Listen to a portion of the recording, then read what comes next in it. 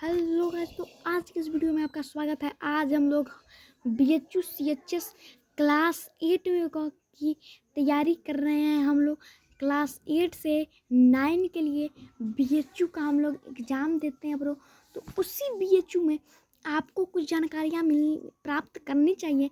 और हम हमारे इस चैनल पे, हमारे इस यूट्यूब चैनल पे हमारी दुनिया भाग 3 इसको में हम क्या कर रहे हैं भाई, कक्षा 8 का है ब्रो। यहाँ पे देख लीजिएगा। तो इसको में हम लोग क्या कर रहे हैं कि संसाधन को शुरू से पढ़ाने का प्रयास मैं कर रहा हूँ। तो कल का वीडियो 10 मिनट का चला गया था, तो आज मैं बिना देरी किए स्टार्ट कर रहा हूँ भाई फटाक से। तो सबसे पहले आप देखिए, चलिए संसाधन के हम लोग प्रकार पढ़ रहे थे, वर्गीकरण पढ़ रहे थे ब्रो। तो चलिए स्टार्ट करते हैं वीडियो को बिना देरी गाइस। तो चलिए स्टार्ट करते हैं। तो पहले हमें स्टिकर की ज़रूरत होगा भाई, जल्दी से स्टिकर लाते हैं। यहाँ पे स्टिकर है मेरे पास, पूरी किताब की स्टिकर।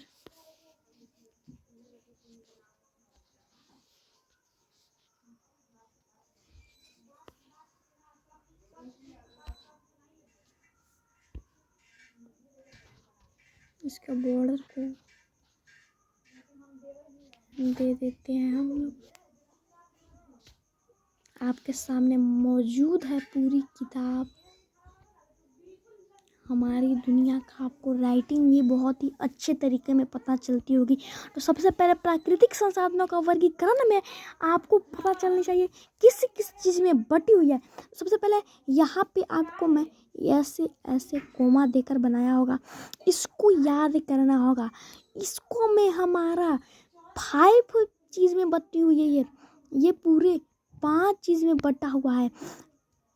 क्या क्या क्या है? तो विकास एवं उपयोग, उत्पत्ति, उपलब्धता और वितरण एवं स्वामित्व के आधार पर इतने सारे यानी 5 पे बटे हुए। फिर यहाँ पे संसाधन आपको देखना होगा। इसको मैं कल सिर्फ डायरेक्शन देकर बताया था।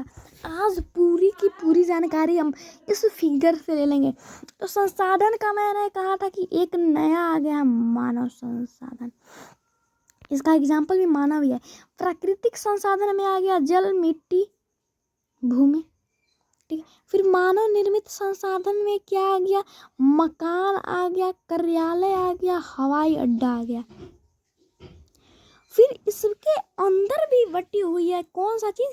तो सिर्फ प्राकृतिक संसाधन में। ये जो यहाँ पे आपको आपको देखने के लिए मिल रहा होगा, ये सिर्फ प्राकृतिक संसाधन के बटे हुए भाग हैं। 5 ठो प्राकृतिक संसाधन बटे हैं 5 भागों में। कौन कौन कौन में बटे हैं? विकास एवं उपयोग के आधार पर, उत्पत्ति के आधार पर, उपलब्धता के आधार पर और वितरण के आधार पर और स्वामित्व के आधार पर। उसके अंदर वास्तविक संसाधन, संभावित संसाधन किसके अंदर आ रही हैं? ये सब 5 के अंदर ही 5 तरीके और दी हुई है। तो सबसे पहले आपको यहाँ मिलता होगा फर्स्ट में, तो वास्तविक संसाधन एवं संभाव्य संसाधन मिलता होगा। फिर उसके बाद उत्पत्ति वाले में जैव संसाधन एवं अजैव संसाधन आपको देखने को मिलता होगा। फिर उपलब्धता के आधार पर नवीनीकरणीय संसाधन और नवीनीकरणीय संसाधन। ये सब जितने हम संसाधन के प्रकार पढ़ेंगे, सभी प्रकार का ये संसाधन का हम लोग जान गए। प्राकृतिक संसाधन का जानेगा, मानव संसाधन का जानेगा और मानव निर्मित संसाधन का जानेगा। विकास एवं उपयोग, उत्पत्ति, उपलब्धता, वितरण और स्वामित्व को छोड़ाकर जैव, वास्तविक, संभाव्य, जैव, अजैव, नवीनीकरणीय और फिर सर्वत्र उपलब्ध संसाधन और स्थानीय संसाधन। उसके बाद निजी, राष्ट्रीय, अंतर्राष्ट्रीय संसाधन। यहाँ पे सभी का हम लोग क्या कर पढ़ेंगे? तो सभी का परिभाषा पढ़ेंगे भाई। तो अभी हम लोग इतना समझ गए। तो अभी तक 4 मिनट गई है भाई। पूरा जो वर्गीकरण था वो 5 मिनट के अंदर में ख़त्म। अब हम लोग पढ़ेंगे क्या कि हम लोग डायरेक्ट यहाँ पे आपको विकास एवं उपयोग के बारे में आपको कुछ बताया है। तो विकास एवं उपयोग क्या कहती है कि विकास एवं उपयोग के आधार पर प्राकृतिक संसाधनों को वास्तविक एवं संभाव्य संसाधनों में बांटा जा सकता है। यहाँ पे आती है वास्तविक संसाधन किसे कहते हैं, तो इसको सब समझते हैं। फिर संभाव्य संसाधन को कहते हैं। जैसे जैसे हमारी ये गई है, ये दो चीज को सबसे पहले पढ़ेंगे। सबसे पहले आपको आती है वास्तविक संसाधन। उन संसाधनों को कहा जाता है जिनकी कुल मात्रा ज्ञात होती है तथा इन संसाधनों का उपलब्ध तकनीक की सहायता से वर्तमान समय में उपयोग किया जा सकता है। जैसे पश्चिम एशिया का पेट्रोलियम हमें ज्ञात है कि वो कितना कुल मात्रा हमें पता है, इसीलिए वो वास्तविक में आ गया। संभाव्य में अगर आता तो केरल में मिलने वाला थोरियम अभी मिला नहीं है, मिल सकता है। कितना मिलेगा नहीं मिलेगा कोई पता नहीं है। तो ये संभाव्य और वास्तविक खत्म। वास्तविक जिसकी कुल मात्रा ज्ञात हो और संभाव्य संसाधन जिसकी कुल मात्रा ज्ञात नहीं हो। उसके बाद आती है जैव संसाधन एवं अजैव संसाधन बांटा जा सकता है। किसके आधार पे?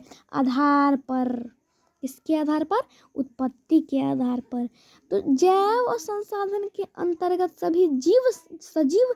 सभी सजीव शामिल हैं, जैसे पेड़ पौधे, वन जीव जंतु इत्यादि।